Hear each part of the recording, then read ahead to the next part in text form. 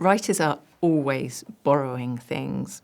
And in Looking Glass, what Lewis Carroll does on a couple of occasions is to borrow from nursery rhymes that already were very well known and in circulation at the time, and to bring them to life. And he creates whole episodes out of these quite short nursery rhymes. He does this in Looking Glass on 2 occasions, once with the Tweedle brothers and a second time with Humpty Dumpty.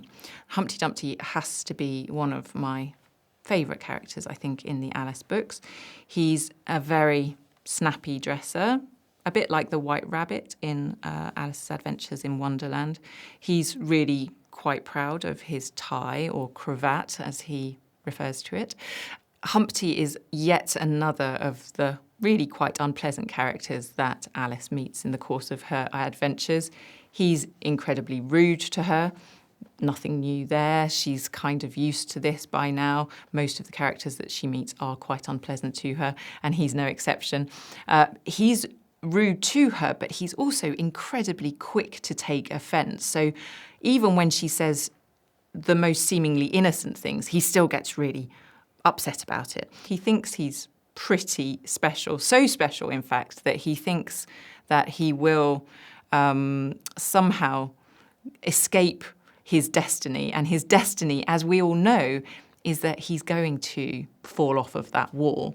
But he thinks he's so special that the king's horses and the king's men will come and rescue him. He has a sort of, we might call it now, kind of delusions of grandeur. He thinks he's above this, that he will somehow escape his destiny or the ending that has already been written for him in the nursery rhyme, no matter how unpleasant he is as a character, because we suspect that he is going to come to quite a difficult end. I think we do remain quite sympathetic, and we let him get away with some of these more extreme comments, I suppose, that he makes.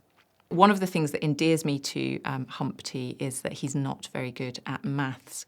He needs to have sums written down for him, but even then he turns them upside down, and he really does struggle. So not very good at maths, but a very good wordsmith, or somebody who is really good at manipulating and commenting upon words. He says to Alice he's really good at understanding poetry, including poetry that hasn't been written yet. That's how sort of confident he is in his own abilities. Something that Humpty explains to Alice is the portmanteau.